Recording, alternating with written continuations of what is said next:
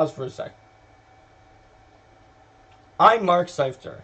And I'm Linda Zives-Palmer. And this is Arcane Mark. Welcome, everyone, to the special episode, PaizoCon Roundup. Here, Linda and I are going to talk about everything that we saw at PaizoCon, different spoilers, reveals, all sorts of announcements, news, and our impressions. And together we were in about 10 panels, so that's going to be a lot of stuff. And that way you won't have to listen to all the recordings of all the panels. Just watch here or listen to this when it's recorded on Twitch and then YouTube. Hello again, out of there. Hello. All right. So, to get started, I think that some of the biggest announcements that we saw during the PaizoCon were at the banquet. So I think even though the banquet was not what happened first at the con, that it would be awesome to start with some of the banquet announcements. Oh, we have a subscription. Oh, Alf Taro, thank you for subscribing. We will get you that magic wand as soon as we finish it, and then Twitch says to Tyrants that it is not, in fact, like a phallus or something. And Chiamore subscribed as well. Welcome, both of you. Thank you. Thank you very much. All right. GM Reckless mentions it was brilliant of Jason to come up with the 100 spoiler card thing. That was 100% Jason.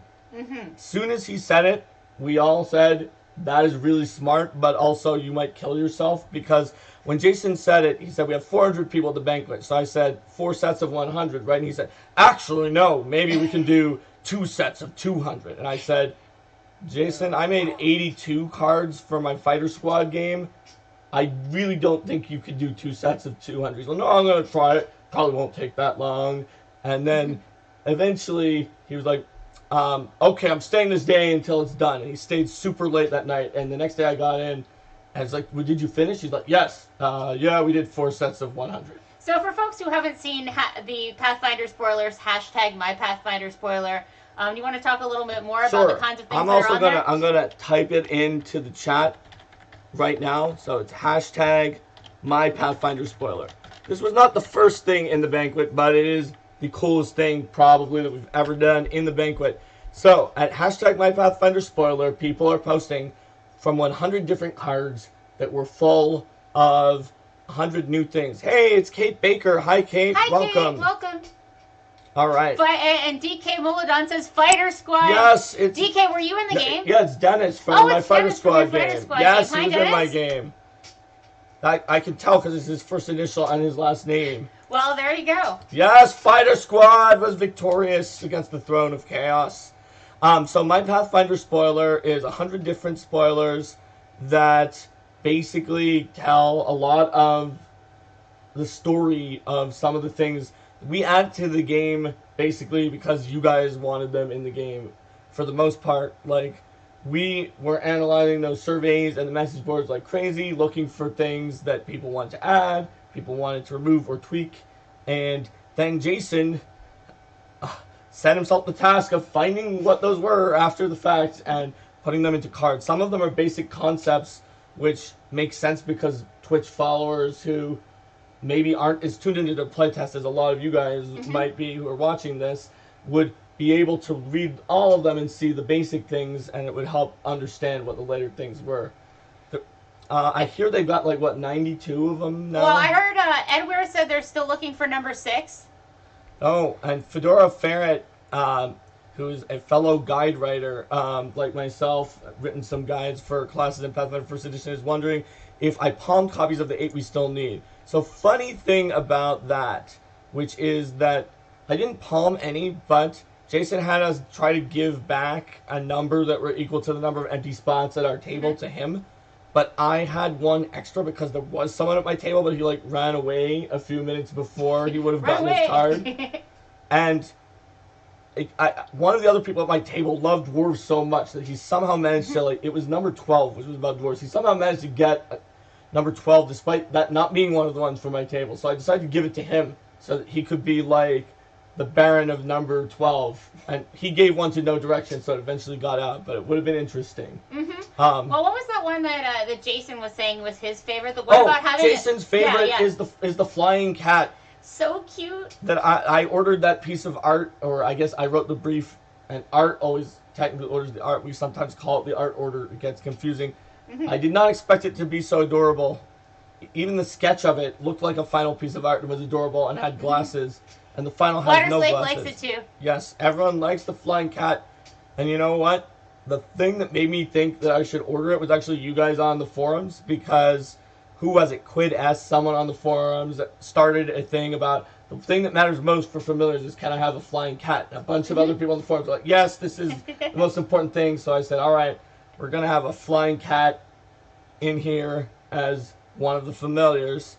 This is happening in this. And then it's funny because like Jason is, you know, he's Jason, you know him. He has a very, very specific personality. But when he saw that picture, he came over and he was like, oh my gosh, who made that picture? It's so cute. And I was like, I've known him for like almost 5 years now. And I was surprised by how much he was like totally gushing at how cute the flying cat was.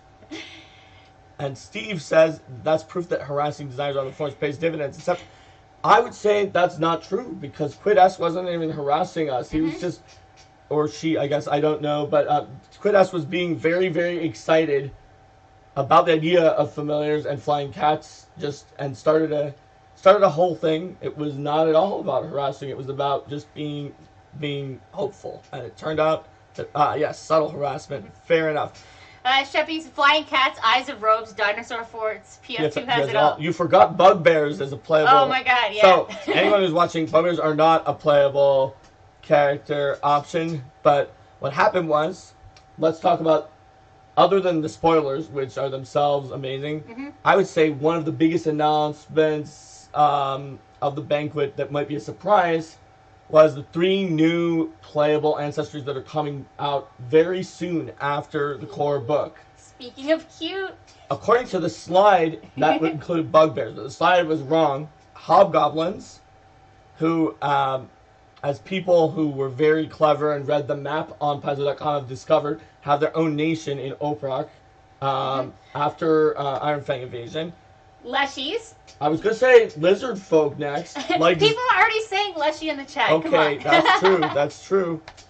So, lizard folk, or Iruxi, which we've seen in Zell. There it is. There's Zell. Alftero has the emoji. Nice. And Leshies, written by this person. Written by me. Yeah, it's funny because, I mean, I was a huge fan of Leshies, but I didn't realize just how popular they were, both in the fans and then in the office. And then someone else brought up the idea of Leshies, and I'm like, wait, is this happening? We're having this meeting of like, which ancestry should we have in the book? And more than half of the people in the room were like, Leshies, definitely. So then I got to write it, and I'm super excited to make them available so early in this edition. They were one of the last things to come to first edition in the Ultimate Wilderness, and I worked on them there as well. But just the idea that you can have a Leshy with a Leshy friend like right away just makes me so happy. So Chia Moore, appropriately with a name that starts with Chia and ends with Moore, loves and adores Leshies and needs more cute Leshy art.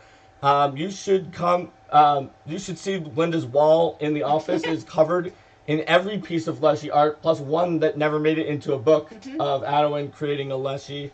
It is quite the Leshy wall. There's also, like, some people have drawn Leshy art for me or sent me copies of Leshy art that they've had commissioned or whatever else, and they send it to me, and then I print it and put it up on the wall. I mean, it's 90% me loving Leshies and 10% trolling John, because John Compton is fun to troll. The funny thing is, the office is full of people who love Leshies, including at least half the development team. But the reason it was on the list was I'm the design lead for that book, which means I help give the design team's feedback. So there was a big meeting, and it had tons of developers, only me from the design team. The rest were working hard on PF2. And I asked the other designers, and I was like, okay, well, given what ancestries we might do in other future books, what other remaining 3 are your top 3? And they also picked Hobgoblins and Iruxi, just like almost everyone else did. But then they said, what about Leshies? I said, that wasn't even on our list, but it's a good idea. So like Steven and Logan, and then Jason signed on with a thumbs up, were not the first people I thought were going to say Leshies. But then when I brought it in, almost everyone in the room was pretty enthused. Oh man, Chia Moore figured it out, and Leshies are perfect with the new heritages. Exactly. You can have a different heritage for each general type of Leshy. Like Chia Moore says, Lotus, Flytrap, etc. Chia Moore has clearly been paying attention to everything Jason said about what the difference between a heritage and an ancestry feat, because that's exactly what a heritage would be. And Watersleaf really wanted orcs, but Leshies are cool too. While orcs are also cool, they're just not in this book. You're going to have to think about the story of orcs and how that might change now that the Whispering Tyrant has returned. And maybe it will be revealed in later books, such as World Guide 1, which talks about all of the regions. And I've seen Watersleaf posting on the message board, I think in response to Mike, where Mike, the biggest fan of orcs I know, who came into the office and was like, oh man, I was hoping there would be orcs. Mike was saying positive things about orcs, and Watersleaf, was that you or someone else was saying, well, but that might all still be really negative about orcs?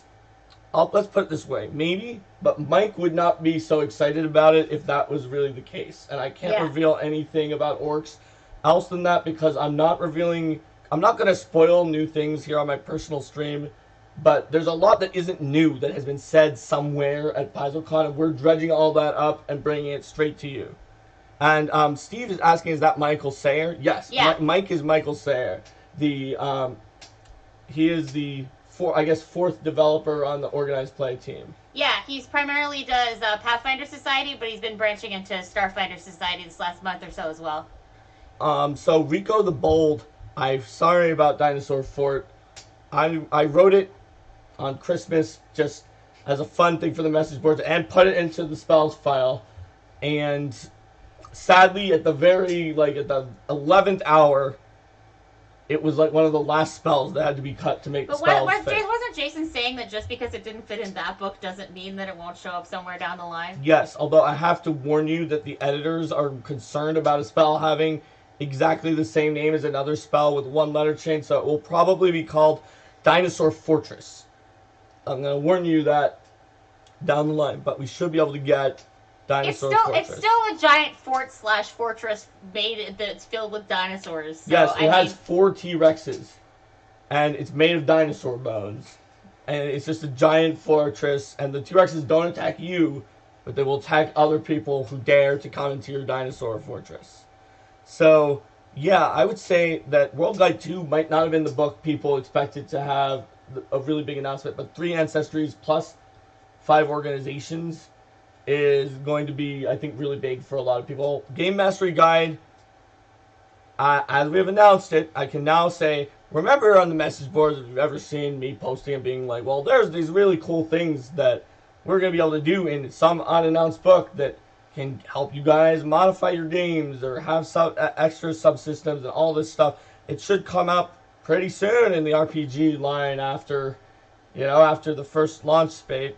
Well, that's the Game Mastery Guide. It's not super unexpected that we announced it, whereas I think Leshy's being a playable ancestry so quickly is very unexpected. There's a good unexpected surprise for Leshy lovers. Edaware says that they mostly like it for the duration refresh mechanic, that being Dinosaur Fort, I imagine, as a long-term spell. So, as the author of Dinosaur Fort, I cannot take credit for it. I remember people saying, wow, that's a cool idea Mark came up with this. It was literally, I took it from Logan's Resplendent Mansion spell that he had already put into the playtest. But we decided that since you guys liked it that so much that we might be able to use that, and we'll see what happens. Techno Trooper says, looking forward to being able to change the dolls and the rules easily. Me too. Because PF1, I love it. I love the customizability. That is one of my favorite parts. But the problem is, if I customize things a lot in Pathfinder 1st Edition, and I have, remember the first homebrew I ran that you were playing in where, to re-prepare your divine spells, you basically had to go back to a city? Yeah, and then eventually we got this artifact that we carried around with us, but it only let us prepare spells up to a level, and then we had shenanigans where we almost lost it to a Demon Lord. You're the one who tried to give it to the Demon Lord. Yeah, details. Okay, well, so the problem was with PF1 is you could sometimes have massive implications if you tried to do something. But in Pathfinder 2nd Edition, we wanted it to be different. Because we said how many feats you get, and we picked it based on some of you guys telling us like in the playtest, this is not enough, and some say in the playtest, this is too much load. We know how many you're going to get, but that doesn't mean that that's the right amount for your group. That's just what we're going to put in the book. So in the Game Mastery Guide, because of the way the rules are, because of the fact that feats aren't just like +2 to AC, +2 to attack, if they were, then getting twice as many obviously makes you ridiculously, quadratically, maybe even up to not quite exponentially, just a high polynomial more powerful, because you just get giant bonuses and they all stack. But if you don't have that kind of feat, getting twice as many just means you're more versatile. So that means you could give out twice as many feats if you wanted to, or more, and you don't really have to raise the opposition that much. Yeah. We've got another subscriber, Stryu. Thank you for subscribing, Stryu. The Baker is coming for you says, it is so easy to break things in PF1 when house ruling. I agree. It's because a lot of things were connected together almost like a Rube Goldberg machine, and they did something really awesome, but if you like remove the cat that meows and then in the Rube Goldberg machine, somehow that can mess up a lot of steps down the line. It's like Jason was saying in one of the panels at the con, that a lot of things in PF1 were great, but they were kind of bolted on later on and not initially, and that causes messing with them to sometimes create unexpected results. And I think that another thing I'm looking forward to with the Game Mastery Guide, just to take it from the topmost level, because I can't talk about what's in it, but just knowing what's in it as someone who works on adventures as my full-time job, I'm really looking forward to having what I see as a lot more tools to begin with that I can use for adventures, so that we won't need to be using like as many new custom, okay, let's tack this on to make this work for organized play purposes. Yeah, and that, I think that should be great for any of you who are home GMs who want to do a custom home game as well, just for in the same way. CK Dragons is wondering if we're answering general questions. No, we for now we sort of are talking back with anything you guys say, but we're talking about in particular things that have been revealed during the con, and we started with the banquet, although we sort of meandered around a little bit. The second secret voting for Starfighter Society is a good example that Statler brings up of something that was also in the banquet. Yeah, and the second secret voting for Starfighter Society is the idea that for the new PaizoCon, for the new second seeker, the leader of that, for the new first seeker, yes, the second seeker's faction, the people have enough influence with that and reputation, they were able to send in sort of a summary of their character, who their character is, and that kind of thing, into us. And now John and Thirsty and Tanya have that list, and from there they're looking to narrow it down to just a few characters, and then put it up for a vote so that the community can decide who is going to be in charge. We did do something kind of similar to that with the leadership of Liberty's Edge after Coulson Valdris ceased being the leader. I won't say more than that in case you haven't played the relevant scenario, but as we go forward, we're definitely looking to... As we go forward, hey, no spoilers. As we go forward, we're definitely looking to gather more feedback. Hello, just like we've been doing a bunch more surveys going into second edition, we have more tools now to gather data and engage directly with people and be more responsive to what people want to see with the campaign. Yep.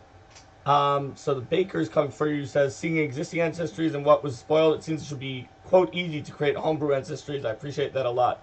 Well, the Baker's coming for you. One of our key fundamental concerns in our philosophy, which we brought up in the philosophy panel that Waters Leif mentions next in the chat, is sort of the ability to make it easy to create new homebrew ancestries. I called it there sort of using a more object-oriented design approach to the rules, to use a programming term, as I myself come from a computer science background, in that things are compartmentalized, but we know how they fit into the rules in a way so that it's very easy for a GM, or us, but mostly for you guys, since we already could make the really hard-to-make ones for PF1.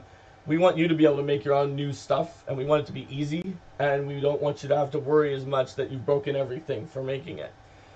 So having a philosophy about making the game very easily extensible, very easily plug and play, and using a top-down design to building the game instead of a bottom-up, I think those are very important. Manic Modron is hopeful feats can be used as rewards in downtime. Hell's Rebels had a setup like that. Wasn't particularly impressive. Well, I've been doing that in my War for the Crown game. I'm using the Persona system from first edition, which was also written by Linda. The first edition Thanks for version. another plug. But I'm tweaking it for second edition. I'm basically giving skill feats that are related to the facets that you gain in the Persona system. When you hit the rank where you would have gained like some kind of feat related stuff. Viking Goths wondering about the land of the Linnard Kings. I'm not sure, Viking Goth, but I know there are a lot of big Land of the Linnard Kings fans at Paizo, so I would not be surprised if it eventually came, but I would not be surprised if it didn't come. At the very least, and aware also use skill feats as level 5 Persona system reward. Yes, that's right, Ed Aware. That's exactly right. Having the design space open for the scheme is quite promising. It was a good idea even in Hell's Rebels, but feats can be so skewed in power. Well, Manic Modron, the best part about this is that, yeah, they had to pick some kind of random feats in Hell's Rebels, but you can kind of just do a skill feat. Those are always going to be the lowest impact feats in general. Now, I'm not saying they're bad. Some of the skill feats are incredibly good. The ability to send anything lower level than you running away on a crit success with Intimidation is phenomenally useful. And just the fact that I was able to, in that system, while ranking up my genius rank, which with is sort of the fighter thing with my fighter, by the way. My fighter is most known for a reputation as an artistic genius, and I was able to use that part to gain skill feats to use in crafting and things like that. That was a pretty awesome and thematic synergy. Statlers bring out the philosophy of getting rid of rules that were not used very often, or that sort of were a complication you had to learn for very little return, with the example of CMD and CMB. I'm very excited about using athletics for that instead, because athletics is a skill you would need to learn. I'm not as excited as the person who asked in that panel about when they could get to use dex for those maneuvers, because I think strength deserves things. It gets to have nice things, in my opinion. And Edward says Viking is in it with their Vinmark Barbarian. I assume that is probably talking about the Vinmarks, which we also have one in our game, who are a family in Taldor. They're a major Ulfengard family. Watersleep notices that summons are always lower level, so a summoner can be dominated by an Intimidator. That is true, but only if the Intimidator can get a critical success. Steve Geddes never understood people pushing for dex for everything. It's already for nearly everything. So funny thing, Steve, during a time in the game process, there was a short stretch where I can't remember what it was, but Jason needed to do something else, and he said, you guys have a few days to just do something crazy that we're probably not going to use because we can't keep working. It was like a few years ago. So I did alternate ability score analysis for my crate. He said, be as outside the box as possible. We're probably not going to use it. We didn't. During that time, I looked at what would happen if we combined strength and constitution into its own ability score, or if we split dexterity into dexterity and agility. And I discovered that dexterity and agility, dexterity being like everything with your hands, so bows and picking locks and stuff, and agility is like your legs, so reflex save and AC, that they were two of the most powerful ability scores still, even after being split. So it just is what it is. Ability scores is sort of my drum, and I would like them all to be balanced, and I tried a lot for that, but there are a lot of things that my ideas that were not good ideas, and that either you guys didn't like or other people didn't like, and so ultimately our ability scores are not all balanced in Pathfinder 2nd Edition, but we are at least closer to that than we were before. And thanks to you guys for a lot of good feedback on heavy armor. We were able to do some fun things, which, if any of you guys played the Delve at PaizoCon, you may have noticed that, for instance, Sela and Valeros seemed to be going at 25 speed in their chainmails, but Pyra was not going at 25 speed in the same armor. I wonder why that was. Stray is saying, do the changes in design to classes, archetypes, and transition from ancestries and heritages affect any potential design considerations for conversions? For example, are we more likely to see a swashbuckler archetype for all classes rather than a swashbuckler class in 2nd edition? We have not decided exactly what we're going to do for any individual class, but that certainly leaves the option. And here's the thing. So let's talk about gunslingers. There was like a gun archetype for every freaking class in PF1. It wasted a lot of space in books that could have been something else.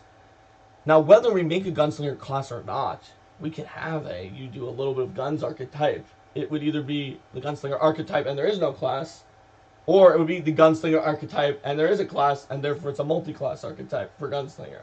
So whichever way we go, we can make it so there's one archetype to rule them all that does that. Oh, wait, that's the wizard who uses guns, or the paladin who uses guns, or the other champions that aren't paladins that use guns, or the ranger or whatever that uses guns. And that would free up so much space to come up with a lot more options, and also make sure that when you introduce an option, a lot more characters can take it. That's right. Manic Modron about fighter artists is saying that is fantastic, and having options to round out characters without sacrificing utility and competence is welcome. That was pretty clutch and key to me, at least in the creation of having the skill feats as a separate feat, and it's always a skill feat. Because, I mean, skill focus, you've seen Linda in our game, our players took it a lot in PF1. Yeah, they did. It gives a +6. That's an absurd amount of bonus to a skill. And it's still not actually that popular overall, because even though you crush that skill, you had to give up a combat ability to take it.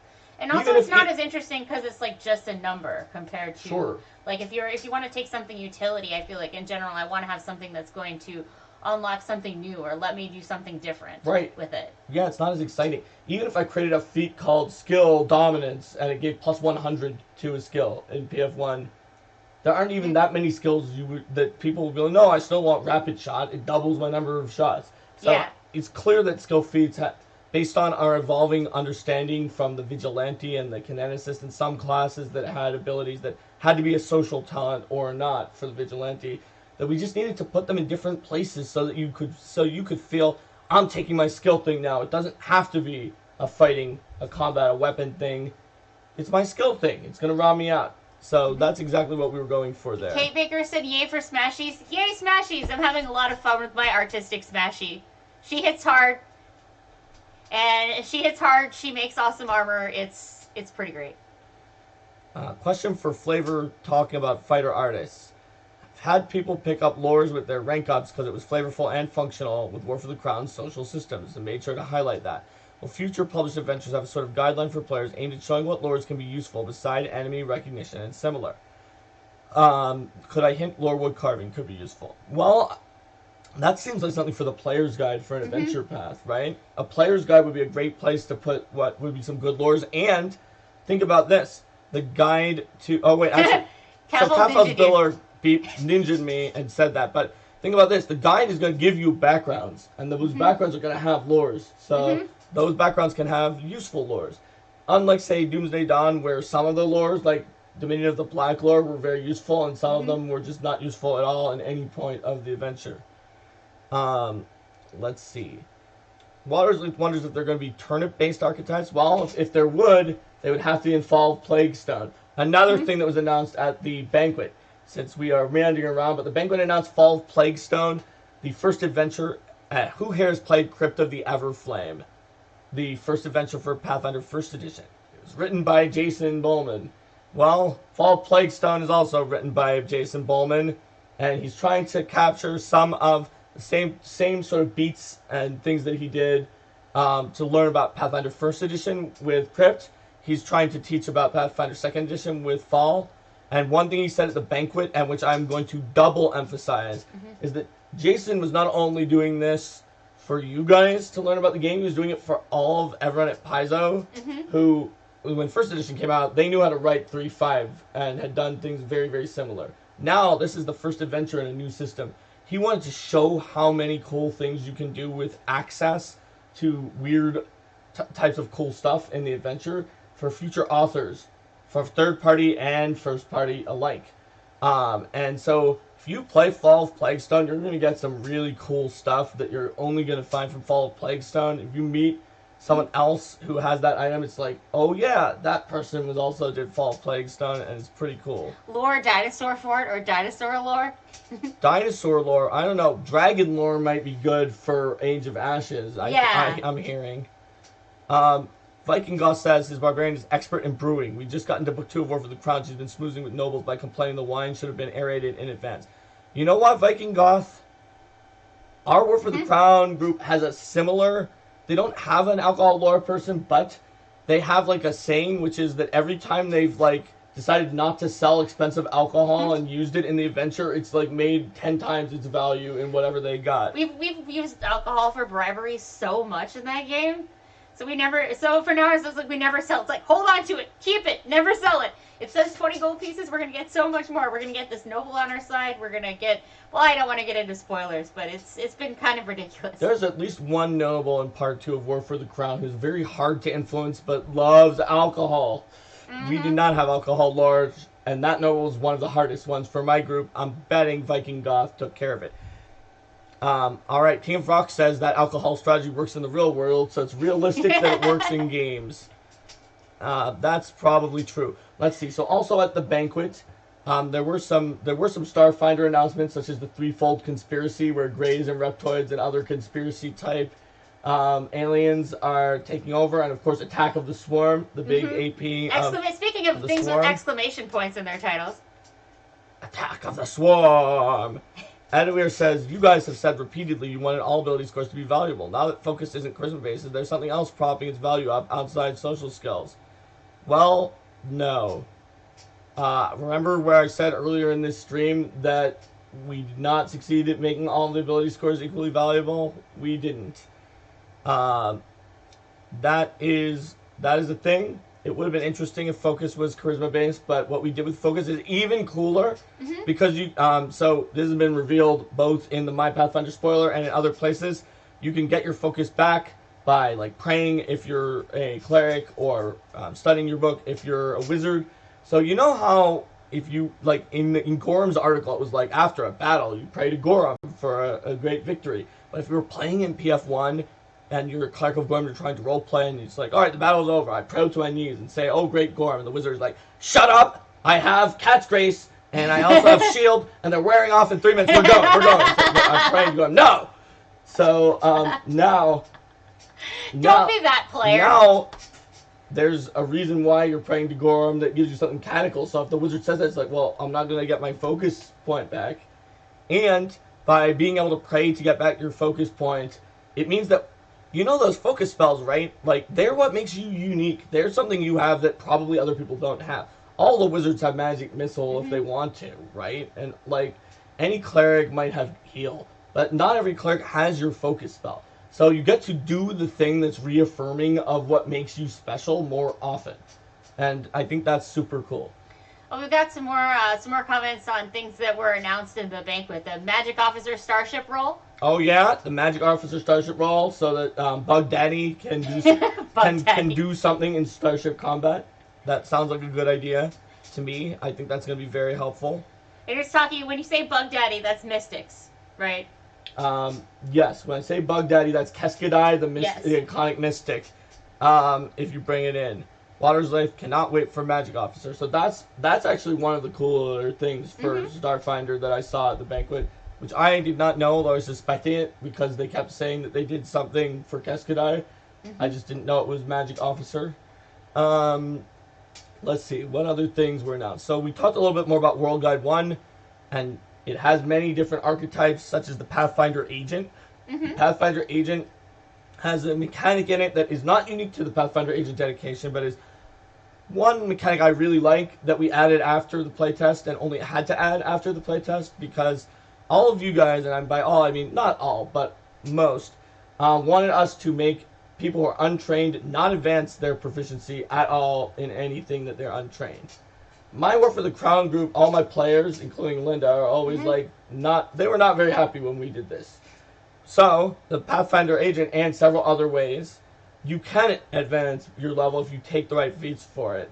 And that helps you patch this, and also lets people who really, really want to imagine their character as being better than someone who doesn't have the skill by 30 or 40 instead of 20, they can do that now. And so it's the best of both worlds. All right, CK Dragons has an important question. Was anything announced about the direction of PFS with the release of PF2? Continue PFS in 3 forms or discontinue PF1 PFS completely? So PF1 PFS is still going to be out there. It's still going to be supported. The scenarios are still going to exist. You can still run it at conventions, and if you run it at conventions, it still counts toward counting your convention size for the purpose of support. We're not going to continue producing scenarios, but that doesn't mean that we don't want people to keep playing and enjoying your games. Yep. So, absolutely, and also in terms of the new stuff for Pathfinder Society, there was the announcement of the Year of the Open Road. Yes, the Year of the Open Road for 2nd edition. So the Year of the Open Road, the idea behind the Year of the Open Road is we've had seasons in the past. Some of them delve into more sort of complex plots than others and things like that. But we really wanted to make sure for this one that we had an overarching story that was interesting, but that was going to be approachable to new players and also interesting to folks who've been around for a long time. So the Year of the Open Road is really taking a look back at some of the early history of the Pathfinder Society with some of its most famous initial founders, people like Dervin Guest, for example, who were there right from the beginning. It's going to be looking at some discoveries and adventures that they have that have not been public until now. They never got published in the Pathfinder Chronicles. So you're really going to have a chance to go back and learn about the Society's history and also sort of to recenter the focus. Because because between all the missions that the Pathfinder Society has been doing over the course of the last 11 years, we kind of joke about it. It's like, we start off and we're going to say, hey, let's explore some ruins. And then before you know it, it's, hey, let's go on a crusade against a nation full of demons. Hey, let's defeat the Auspice Consortium and stop them from doing these things. Okay, that's not enough. I mean, and then let's go into other. Let's free an elemental lord. Let's free an elemental lord. So we have this conversation, and Jen and I. It's just like, okay, we saved Absalom. We've gone back in time. We've gone into outer space. What the heck do we do next? So just sort of getting this feeling of let's look at the things that are cool without necessarily having to like ratchet the dial up to 15 in an escalating war of stuff. And we also announced some more things with our factions. I don't know if we want to talk about the stuff at the banquet first before I go more into the things that we announced in the panel. Orc Play had a panel that randomly got scheduled because the only place you guys could meet was right before the banquet, so it taught less of this at the banquet. So let's add this to the banquet and talk about the 4 factions that have been announced. 2 on the blog, 2 more at PaizoCon, because one of them ties directly into this, Linda. You were just saying that the Pathfinder agents, to paraphrase Zach Bryan again, threw wave after wave of their own men at it. Until they hit the pre-designated kill count. Yes, and so they've thrown their agents at like everything, and like you said, they have to step back and regroup. And one of the ways that they're going to do that. So we had 2 factions that were announced at PaizoCon. One of the cool things I think about the 2 factions that were announced at PaizoCon, we brainstormed ideas in the office, and eventually we put out a survey for people to rank, hey, which of these 8 ideas do you like best, et cetera, et cetera. But we also had a comment field for people to suggest ideas. Bye, Viking Goth. And both of the factions that we announced at PaizoCon came from those comment fields in the faction survey. So the first one is a major faction. We sort of have major factions and minor factions, where major factions are factions you can expect are going to be sticking around, at the very least, for a very long time. They represent sort of the fundamental core ideas about why is your character a member of the Pathfinder Society? What are they hoping to get out of this? What are their core objectives? And then we also have minor factions. So while the major factions are going to be more likely to be tied to specific story arcs, the minor factions are more likely to be, or just sort of allow us to have ideas that may not be as easily pushed into one particular story arc, but that are good more generally. So the major faction that we announced there at PaizoCon was Envoys Alliance, which was very much pulling from some of the ideas of folks who said, hey, you know what? We missed this old Shadow Lodge faction as it originally was. We missed the idea of having a faction where you are showing that you are someone who cares about how agents are treated. You are someone who wants things to be done right. You are someone who wants to welcome people and to help expand the society, and you want to so that's the sort of idea there. And that starts with we have a Field Commission Pathfinder agent who appeared in several scenarios in the Mwangi Expanse, full of Baroon. Yay, she was Fola. yay Fola. So Fola was pretty much just like she came in and she did an excellent job cleaning out a bunch of the things that the Aspis Consortium was doing in the Mwangi Expanse and helping to establish a stronger route for the Pathfinder Society in that region. And then so she comes in and she goes into the Grand Lodge and she's like, okay, I'm new to these particular logistics here. So how do you do things around here? And then, the Pathfinder, some of the people at the Grand Lodge explain, oh yeah, here's how we do things. And she's like, well, that's your process. So she's really looking to fix things up in that regard and to steer the Pathfinder Society in a better direction while helping to foster its growth. The other major faction we've announced, which was on a blog beforehand, was the Horizon Hunters. The Horizon Hunters, led by the popular half-orc captain of the Grinning Pixie. Bye. The popular half-orc captain of the Grinning Pixie, Calistro Benery. So the Horizon Hunters is what we see is a good standard faction that we think is going to appeal to a lot of people. The Horizon Hunters is about going out there, exploring, and in addition to exploring new places, it's also about showing that you're awesome. The analogy that John likes to use is sort of getting your face on the cover of the Pathfinder Society Wheaties box. The idea that you're going to be the one who's in the Pathfinder Chronicles, you're going to be the one who's famous for being awesome, you're going to be the one who's brave and daring and gets out there and tries out new things. We've also announced 2 minor factions.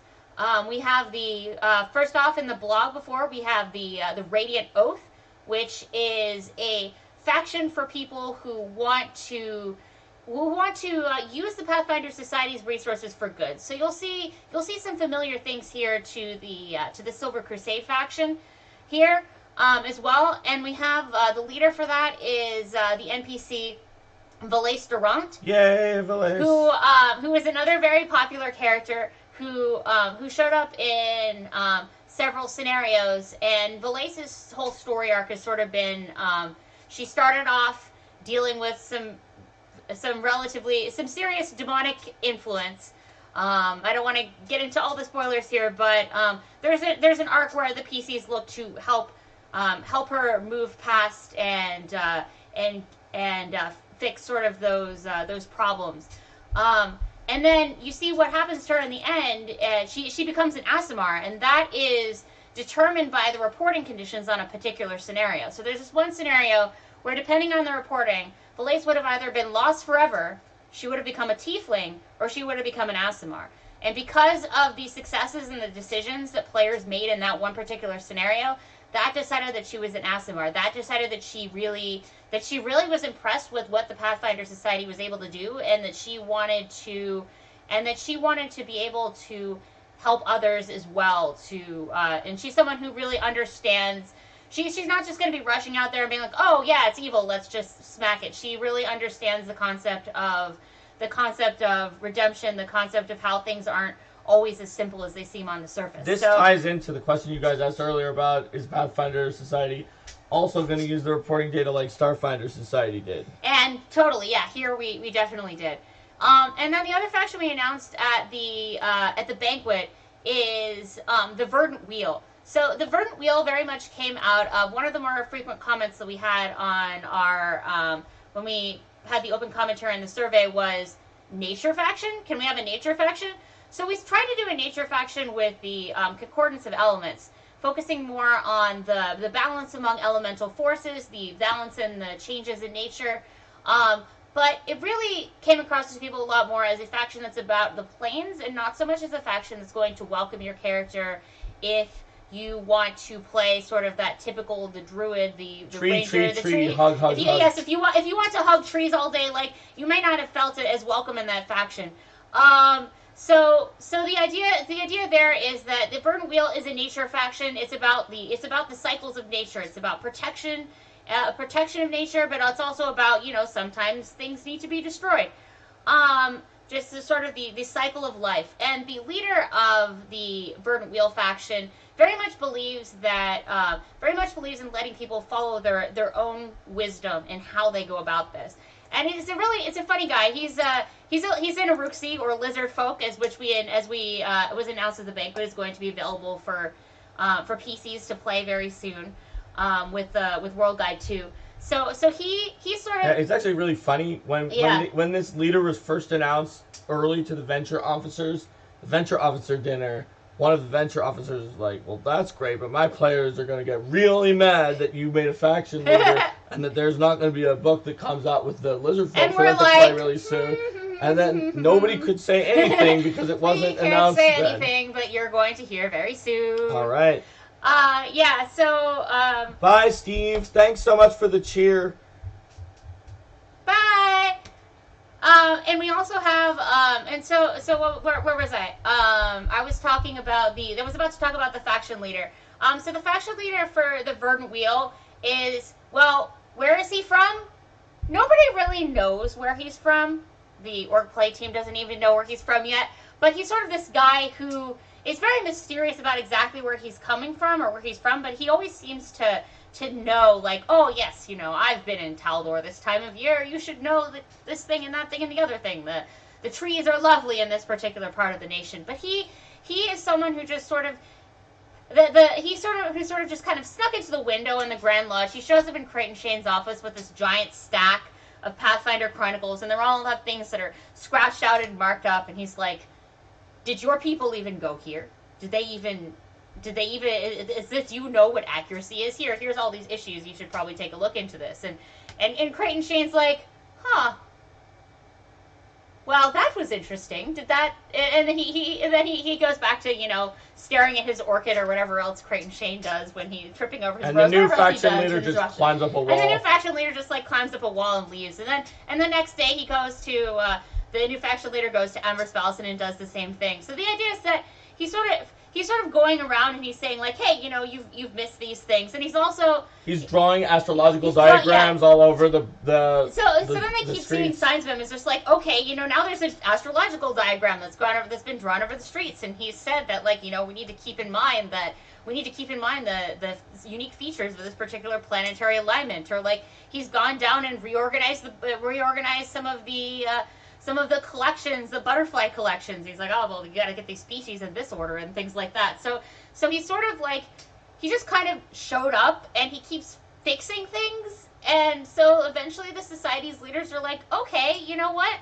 We don't really know what this guy's deal is, but he seems to be helping. So, hey, you want a field commission? And he hasn't answered that question yet. But he seems to be building this group of. But he seems to be building this group of Pathfinders and encouraging them to sort of follow in these responsible ways of nature, but also to sort of do that in their own way. So this faction is going to be rather open-ended in that interpretation. So I know there's been a lot of questions. There's been a lot of questions while you've been going on your monologue. So let's go back to some questions. People have been talking about the cleric doctrines, but we've sort of handled it in chat about the war priest and the cloistered cleric doctrine. Matt Modron talks about Age of Ashes, saying that fire dragons are just going to burninate, but that the second AP, the Extinction Curse, the traveling circus of performers turned investigators, is an 80s TV show waiting to happen. It sounds awesome. Mm-hmm. So let's talk about that. We've already had announced Age of Ashes, which is an adventure path where there are dragons, and you start in Isger, and we've said that you find some portals, go all around to different places, and they revealed in the banquet that the BBEG is a known entity. Yes. A known entity. So we haven't... but the new reveal is Extinction Curse. And Extinction Curse is the second AP. Your circus members who are dealing with the fact that, when Aridin pulled the Isle of Kortos as this random seabed rock out of the ground, well, turns out it didn't have any trees or stuff on it, and he wanted a settlement. So he stole some some Zul'Gath troglodyte crystals that grow things from the vaults of Orv and just set them up on there and created his Aeon Towers, and that's how life grew on the island. But now the Zul'Gath want them back. And a band of circus members is going to have to deal with that. So it's very interesting, and it's the second adventure path. Let's see, what else do we have Gilderoy, oh god, Gilderoy Lockhart as a fraudulent horizon hunter. Yes! Totally. Yeah, that's definitely true. Let's see.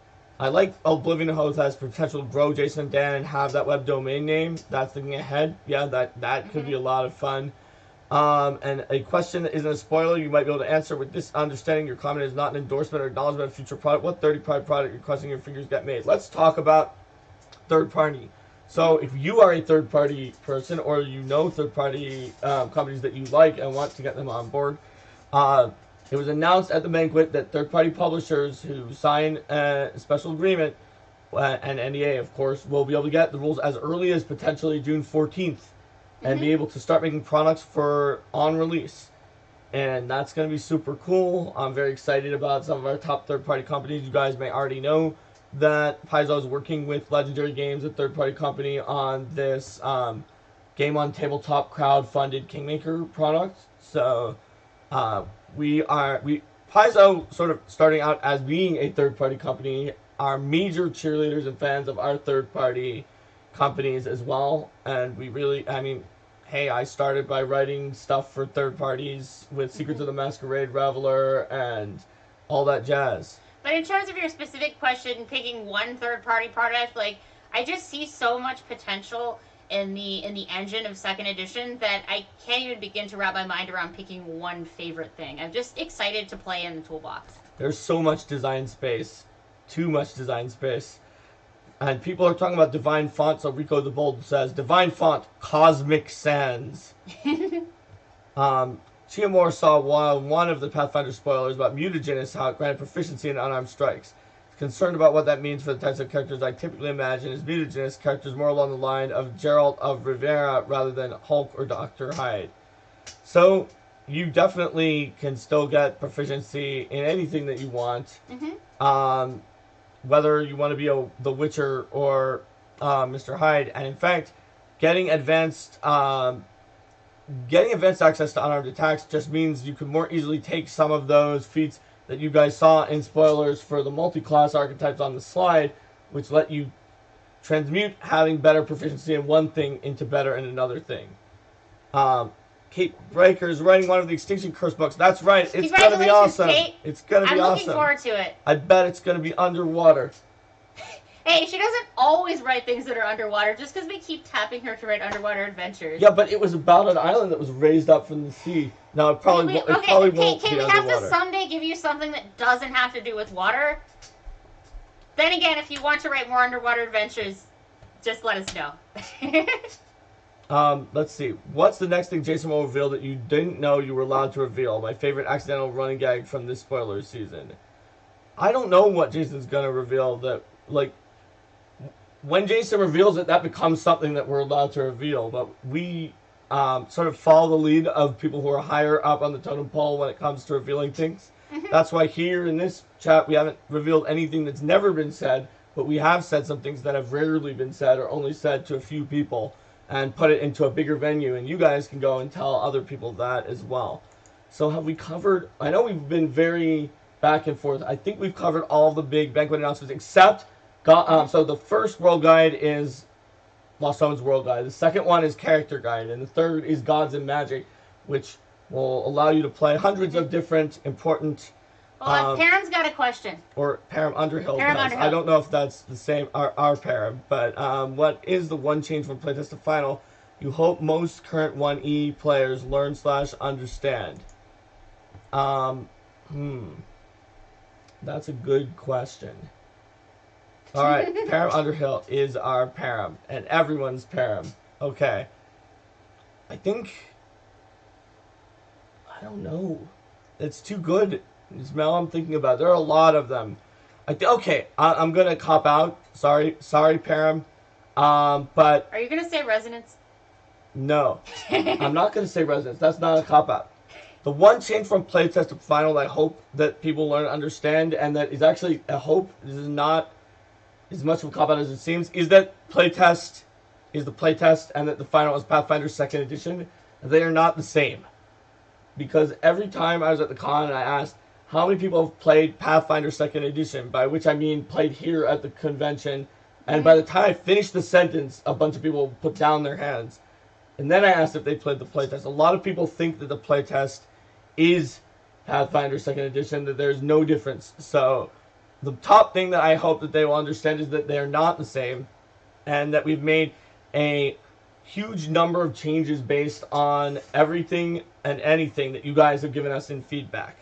Jason's whiteboard in his office had, what was it, like 4 columns of small text that were just running from the top to the bottom of all the different. And some of those columns of small text, just a few words were like 2 words on that were fix, remove resonance, and that itself that is gets like one a lot line, of right? times. So then underwater dinosaurs, huh?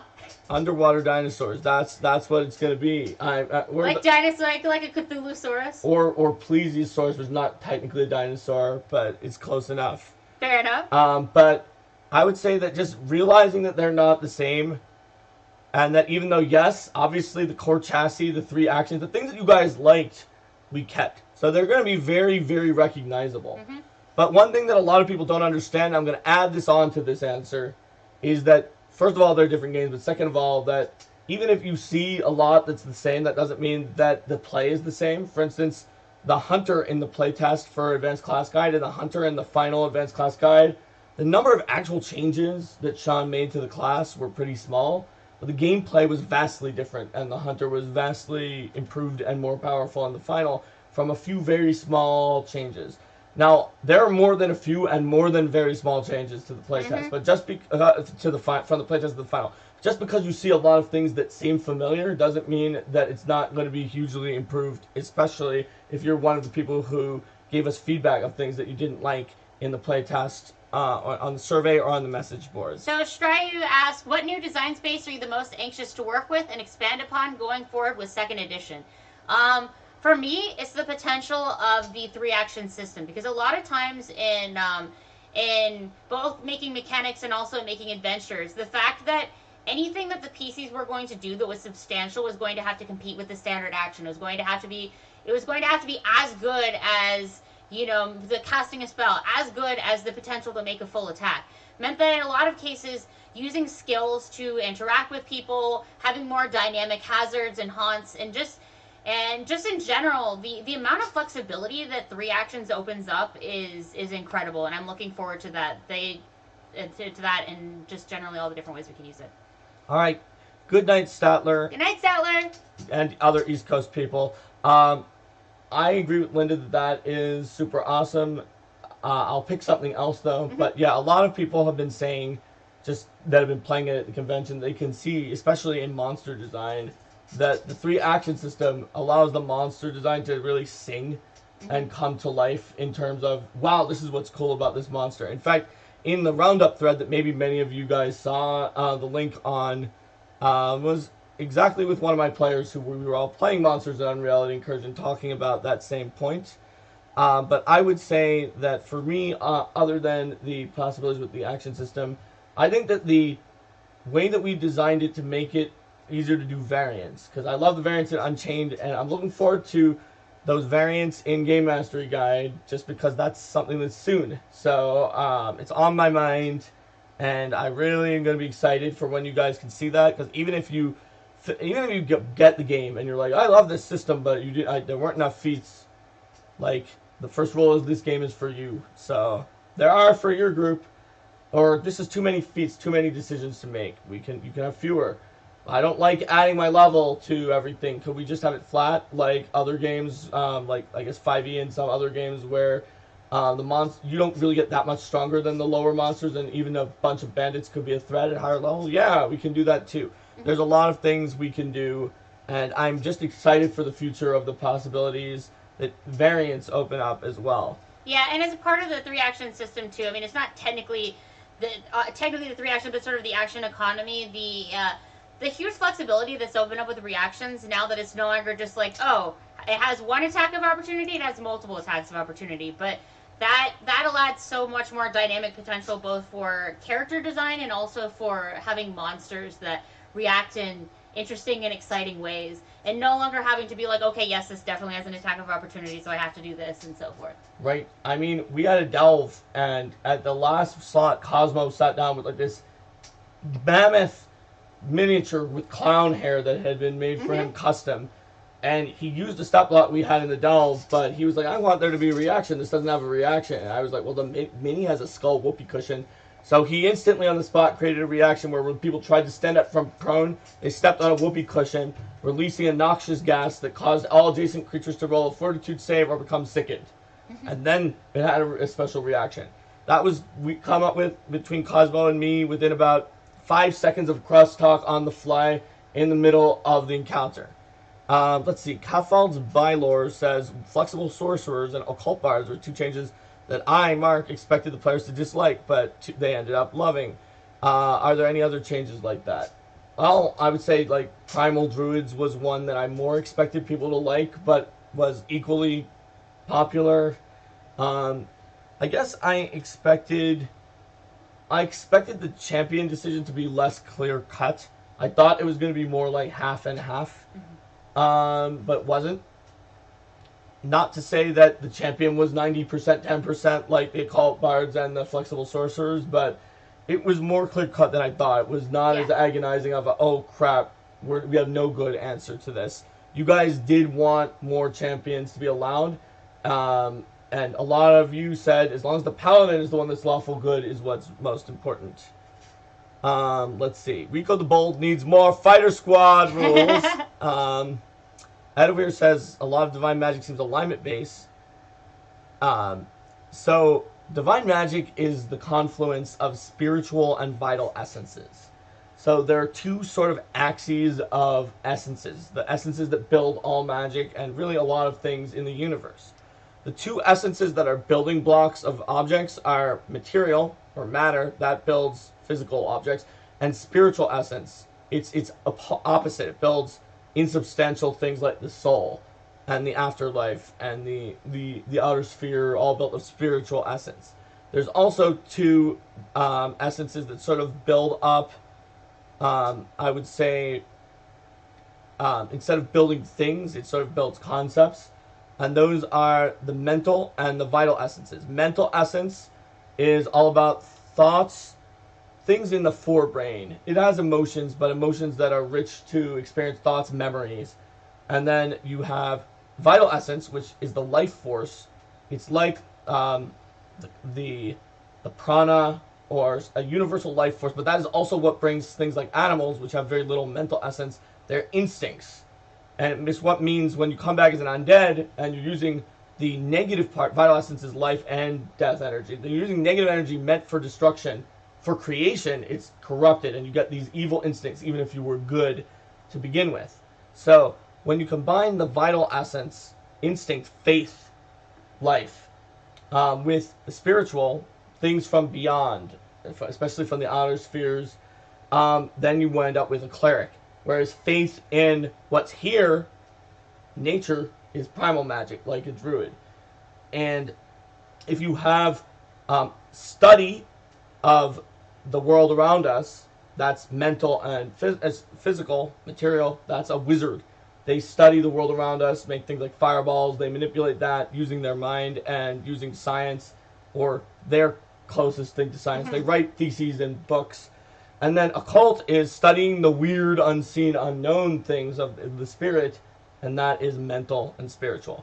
So that's sort of how it gets to the point where a lot of the alignment magic is going to be divine, because a lot of the spiritual essence magic is divine, especially when you bring in faith. What subsystem are we most excited to bring to 2nd edition? Well, we can't mention any of the subsystems that weren't mentioned at PaizoCon. Yeah, what was mentioned at PaizoCon? Well, they said that we're going to have generic victory point systems. So of victory point style systems, I would say certainly the influence system that Linda wrote for Ultimate Intrigue, based on an original system by Thirsty in one of his Pathfinder Society scenarios, is a pretty awesome one that I'm going to like. And I think Archaean in the very next thing said, what about porting that over to PF2? They're one of my favorite parts of PF1, especially the PFS scenarios that feature them. You don't have to do anything to port them, pretty much. Very, very little. In fact, they work better with 2nd edition, because one of the flaws with them is that in 1st edition is that with the discovery checks, you needing to have sense motive, like people may not be as good at sense motive, but now you can just say, oh, that's perception. And everybody's got perception, so it's easier for people to contribute. So pretty much you just use the same rules and you change the DCs out for the new DCs as specified in the core rulebook, and you're golden. I have used them in War for the Crown with no conversion except a few number shifts and what Linda said, and it worked. It was even less effort than I thought it was going to be when I decided to do it. So you can use it already. Alf Taro asked if my awesome weird games got recorded. They did not. So my weird demon, devil, angel, and friends, or the fae and their friends, and the fighters and their friends have not been recorded. Mm-hmm. But you can always, if you're here on Twitch, earn tons and tons of XP and loyalty points, and have me run it for you and your friends. So if you want to play an angel or a pixie or a unicorn or I suppose the ancestry of that creature hasn't been announced yet. Which one? The tree? The tree one. Well, someone at PaizoCon knows it. Yeah. The as yet unannounced the tree is called an arboreal warden. Okay. It's a tree. Fair enough. Fair enough. Let's see. What else is here? 3 action economy made ghost fun in Patrick's game. Dash out of the wall and attack, and dash back into the wall. That is pretty cool. People, Kairos Bio and Majuna, are asking about essences in 2E. Are they mentioned more than just barely in the glossary? Well, I wrote that glossary and playtest and put them in there. Mm-hmm. But in the core rulebook, we heard you guys. Everyone on the design team was like, these essences are a great thing for us to have at Paizo, but probably the fans won't care. Mm-hmm. But I was like, I'm still putting them in the blog. People who read the blogs are some of our most devoted fans, and they probably would want to read it. And you guys, your response to the essences was so overwhelmingly positive and wanting more that we have put them in the final core rulebook directly, and they're in there, and you can see them in there. Stray asks about rules designed to enhance setting flavor more than in first edition. What setting material are you most happy you now get to write for second edition rather than first edition? Well, I just am excited about seeing some of the occult stuff getting put in at the beginning rather than as an afterthought in a book that came out more than halfway through Pathfinder's life cycle. Manic Modron says they were first worried about the essences making it harder to divorce magic from Golarian's cosmology.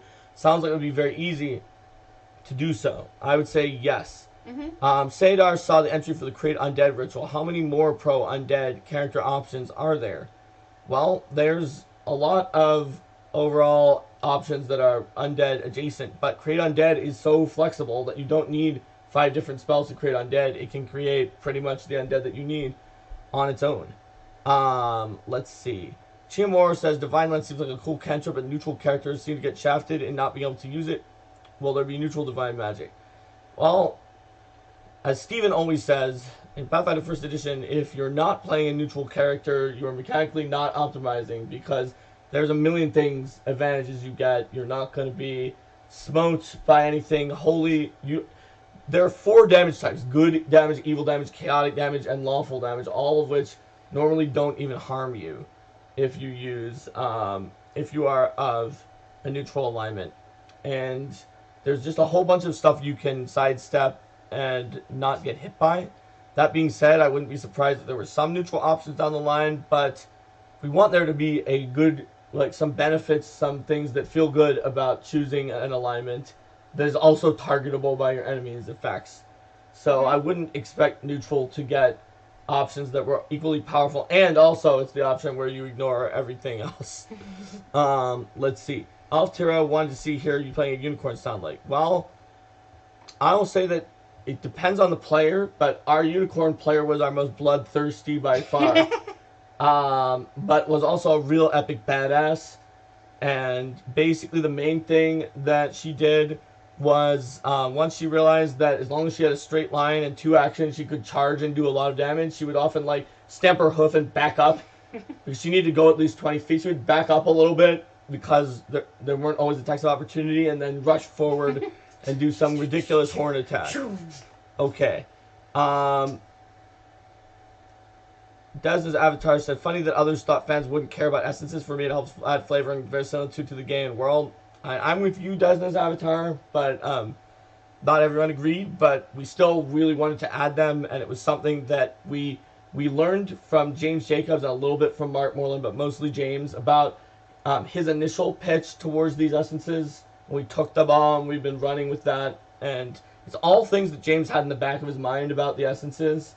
we gave some of the naming conventions to them, but some of the explanations were just straight out of like the Larian secrets that he just had that nobody else knew. Let's see. Arcane asked if any thoughts on what it would look like for the other combinations of essences. You mean like the two things that are sort of polar opposites being combined? We don't really, not thinking about that right now, just they're kind of orthogonal. Like, the lattice of things that makes up your being is the spiritual and physical, but they go past each other. So combining them, rather than, if you think of it as like a wheel where, say, let's see, material is here and spiritual is here, and then on the sides you have mental and vital, you're getting like the adjacent two rather than the ones that are opposed.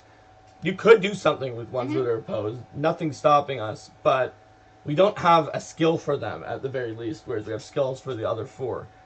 True neutral. I'm not dealing with this nonsense. Alignment, blast, boom. True neutral. No, says Matic Meldron. Yeah, that's essentially pretty true. Chiamor's hoping the collective Nethys gets enough options for spells. Well, I would say that Nethys gets a lot of options for spells. In fact, at one point, I think we got a comment maybe from James where he's like, why does Nethys get so many spells? He's not the god of cheaters, right? And then we decided to keep him with all of those spells anyway. So, I think in the playtest he has that much too. He just has a lot of granted extra spells because he's the god of magic, and that's his shtick. All right, so let's see. There are some other big reveals that were not necessarily at the banquet that we didn't talk about yet, although the banquet actually covered a lot of them. The banquet didn't talk about what we ended up talking about in the Pathfinder and the Adventure card game panel. Oh, yeah. Hold on, let's do Daniel Merciless, and then I want you to tell us about the Adventure card game, because this new, not quite an edition, but sort of reboot is really exciting to me. Daniel Merciless says, Mark, when I asked you about spellcasting and heightenings on the boards, you mentioned there's a new mechanic replacing spontaneous heightening. Could you maybe talk a little bit about that? Well, I said that yeah, we don't have spontaneous heightening, but Logan and I went back and forth a lot until we found something that we think is going to avoid that analysis paralysis problem that everything anywhere caused, but be a lot more flexible and sort of less constraining than the idea of spontaneous heightening was. And here's hoping to that, but that was not announced anywhere at the convention. And I am not going to add spoilers that nobody heard, but I'm willing to tell you things very few people heard, like the unicorn information, because one person saw it at the convention. All right, and is there anything else before we go into the cards real quick?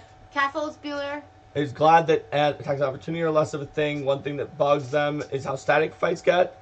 Yeah, with attacks of opportunity and full attacks, the fights are so static. And as someone who likes to play with Theater of the Mind, sometimes it helps that the fights are really static in Theater of the Mind, but I'm excited that they're not going to be static. We might need to start breaking up battle maps. I know, we might have to use battle. We haven't mostly for PF2, but we might have to at some point. At some stage. At least I think I might.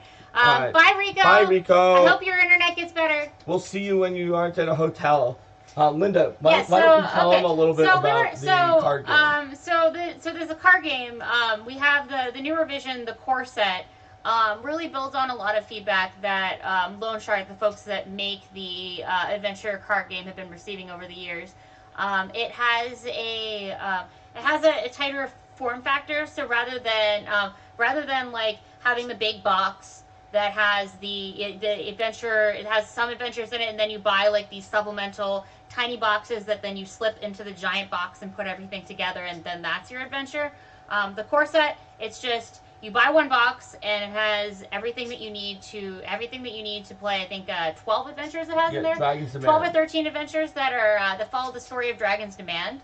And then there's also I think it's 13. Yeah, I think it's 13 because I think it's 12 standard ones and then one optional demo adventure. And then there's also a Curse of the Crimson Throne adventure pass set. And the idea there is that unlike with some of our past products, when you buy the core set, that has all the basic cards that you need to play. That has your chain shirts and your long swords and all those standard sorts of things. So the curse set can really just have, hey, these are the cards that you add to your adventure to tell the story of Curse of the Crimson Throne. Here's your initial undead. Here's your initial here's your initial plagues. Here's all these sorts of things that are thematic for that adventure. It also has the curse set also has some cool hero mechanics, and it contains an entire hero deck in it as well. So well, anyone who's been watching us a long time knows that I use the hero for like a million things in Jade Regent. So I'm very excited. Did you know until that it has a full hero deck in it until I said that? I knew it had blessings for it. I Yeah, knew it no, had a full hero deck when Mike Selinker said it at the banquet. Oh, fair enough. Okay, yes, so you just see that. My most okay. exciting thing for the new core set is definitely, my most excited small random thing that no one else will say, because the things everyone will say is that they have these little shadowy silhouettes that just say henchmen that you can put into the locations, and then you can have one copy of the henchman out for everyone to look at. Yes, that makes it so much easier. And you don't have to print out 8 of the same card. Or play that game where you're like, oh, card we shuffled in the henchman, no one remembers what it does. I hope we have the skills when it comes out. So yeah, it'll make it a lot easier for organized play too as well. And the just as a computer scientist before a game designer, it makes me so happy when they're efficient. That just would save so much space. And important question that I have for you that it was asked or answered at the banquet, so we need to tell them. Yes, of course. Will or will not Mike Selinker be able to drop the new Curse of the Crimson Throne box from a building and murder cats with it? Oh my god. Like he could with the Muddy's Mask box. For some reason, every time that Mike Selinker talks about the older card boxes, he either talks about them falling from heights and killing cats, or them falling from heights and falling onto the heads of poor unsuspecting shop workers. So no, so the boxes, yes, they have a much smaller form factor. They're much lighter. They're much more agile. They don't have sort of that wasted space in the inside of them. I mean, I was shocked when I saw how small the Curse of the Crimson Throne box is. You won't have to do what we did, where we actually ordered custom board gaming shelves, because like none of the shelves we had would comfortably fit like the older box sets. So that certainly is pretty useful. The core set, it tidies up a lot of things in terms of like the cards. They look really nice because they take a lot of those things that are the rules that you're going to see all the time. Like instead of saying like, yes, you use this potion and then you recharge 1d4 random cards from your discard pile. And using all this language and stuff, it'll just say heal 1d4 cards. So by doing that, they're able to much more condense the space that's dedicated to the words and expand the cards and make things a lot easier to understand and clean that up. It also has some other cool options. Rex the Liquid likes the new keywords. Yeah, me too. No, that cleans things up so much. Man. The number of times you have the debates because like two things are phrased very similarly but not quite the same, and then you wonder like, is it supposed to be different? But yeah, it cleans it up so much.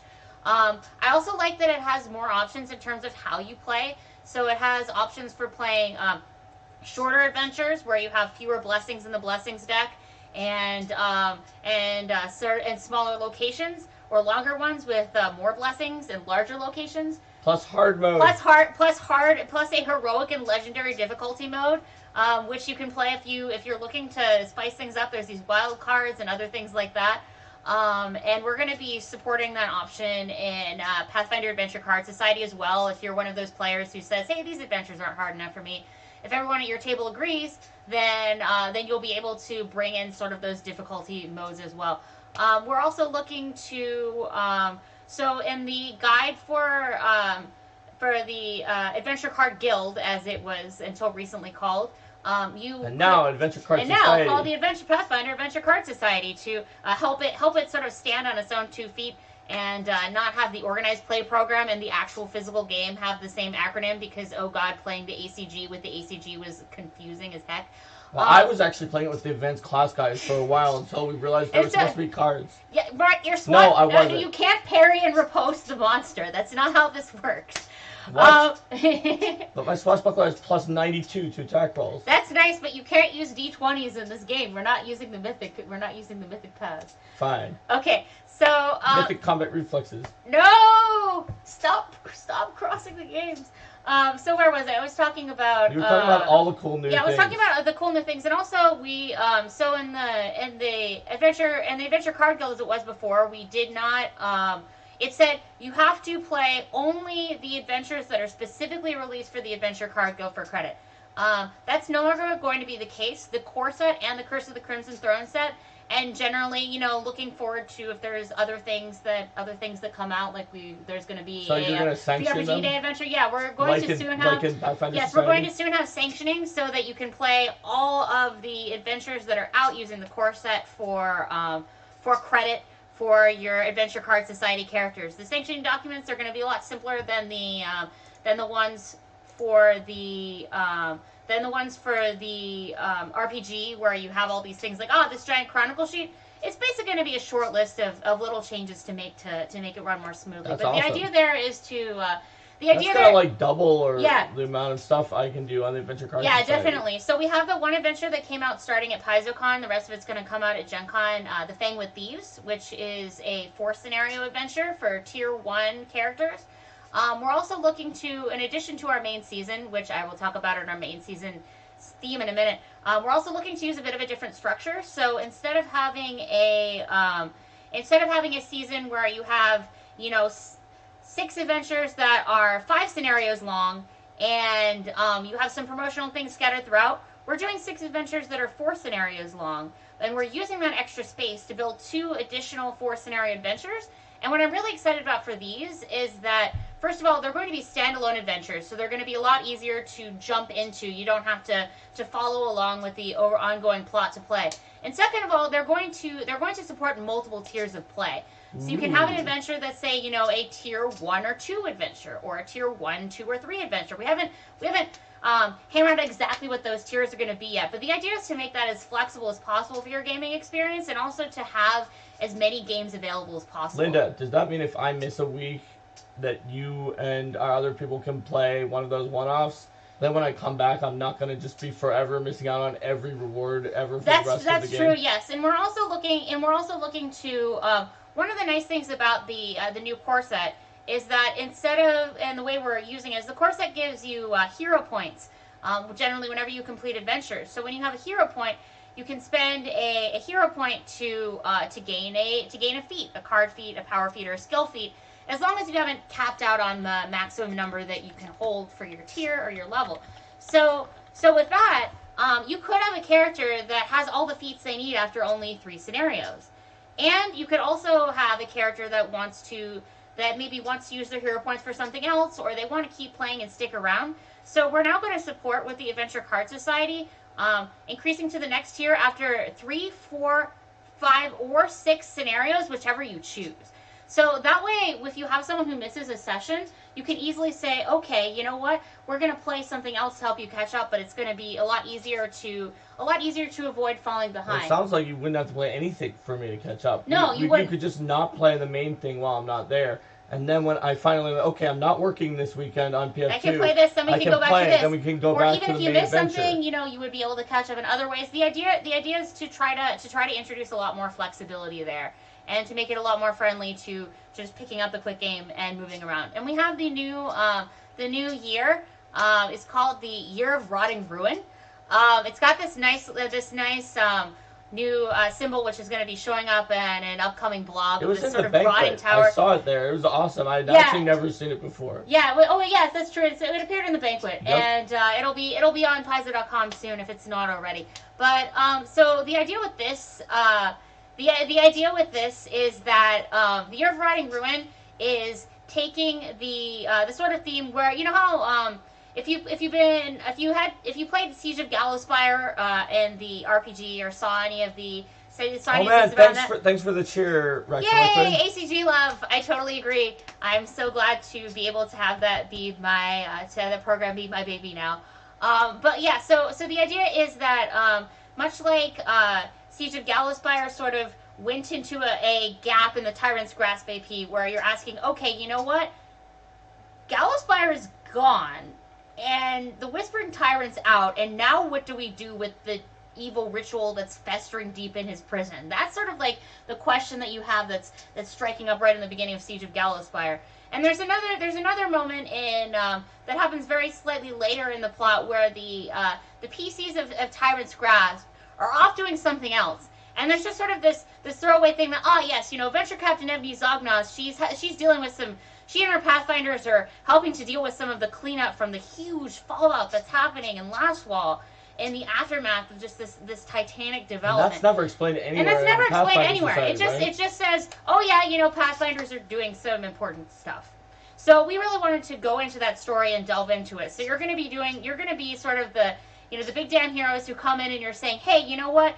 We're going to be the ones who come in. We're going to be the ones who help refugees. We're going to be the ones who go out there and we punch undead in the face. You're going to get to travel to Ustalav and handle some of the But Linda, the impacts there. Yes. who could write that first adventure in a way to make sure that it fit into the Tyrant's Grasp adventure path? Why, I'm glad you asked. So the first adventure and the introductory things for that adventure are being written by Paizo's very own Ron Lundeen, who is also the developer for the entire Tyrant's Grasp adventure path. So that was important to me to make sure that everything really fit together and it would seamlessly interact with the story. And I really like what he's done with that first adventure, which is now in the hands of Lone Shark to give it its mechanics, and will be releasing at Gen Con in its entirety.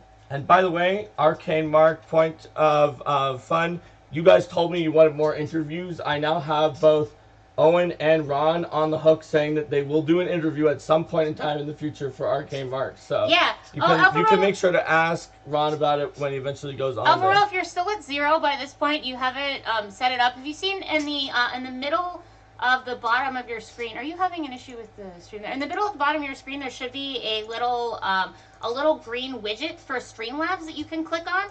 And that should allow you to tell it that you want to set up Streamlabs. Yes, in fact, what's the rate? Is it like one? It's 1 per minute. 1 XP per minute. Let me check for you, Alfaro, to see if I see you as having the points, because it's possible that I see them but you don't. Oh, there's too many people who are watching it now, so there might be another page. Yeah, you have to click on there to turn on Streamlabs to start earning points. Access granted. Okay, wonderful. So then you should be able to earn them. Be able to earn them. You should see little +1s appearing in your screen at that point. So far, we're doing pretty well with most people. Thanks for asking about that. Rest Liquid, did you have other... so I sort of gave a quick rundown there. Did you have other questions about... Well, there were actually a lot of questions that came in while you were giving that rundown. Another monologue. But they're about something slightly different. So people are asking, Arcane is asking, well, Arcane has a ton of different spells because wizards are like, well, we must have all 8 schools, which are the only schools because we have 8 specialists. Should their Grung get split off a little more? What about the other essences? Here's the thing, guys. I am probably the person at Paizo maybe who wants to give the most things to casters who are not wizards throughout PF1 and 2. I consider some of my greatest accomplishments in the spells chapters of every book that I was in, starting from Occult Adventures, to be going through spells that didn't make sense for wizards but had, like, oh, this is Shaman, Ranger, Druid, and Wizard, and removing Wizard from the list of people who have it. Chances are any book that came out of Occult Adventures that you're like, this is a cool spell that wizards don't have, there's a fair chance that I removed wizards from it, because freelancers tend to always put wizards in there. So I'm with you on taking things. Wizards still got plenty even with that. However, we just can't take away some of the most iconic spells from wizards. For instance, force damage is super spiritual essence related. But guess what? Even some of you who want us to take spells away from Arcane would probably be upset if wizards could not cast magic missiles and clerics cast magic missiles.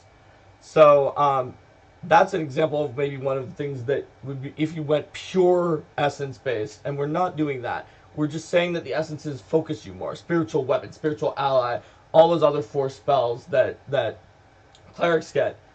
So wizards are going to not lose their most iconic spells. That would be a big problem. But moving forward into new spells, we certainly, I think, should be emphasizing the smaller lists.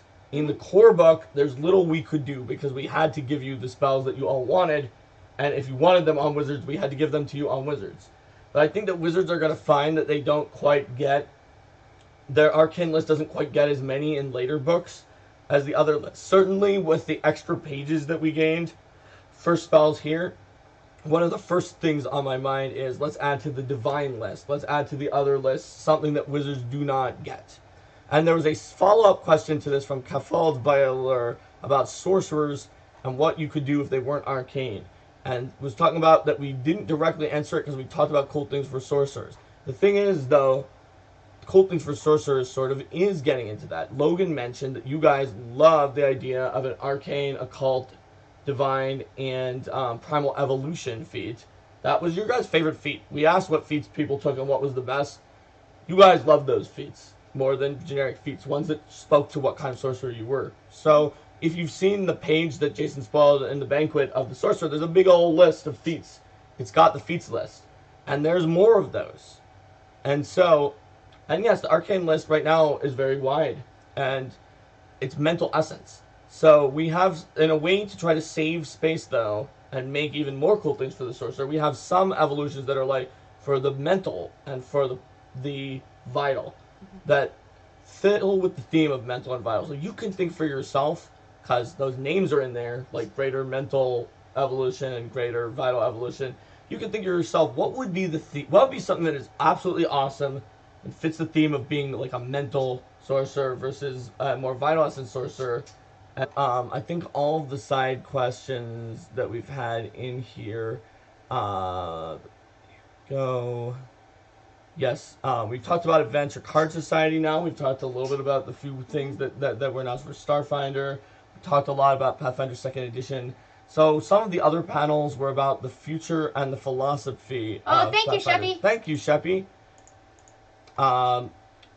So the philosophy and the future of Pathfinder 2nd Edition panels is where we got to talk about sort of how we made the game and what is going to be the how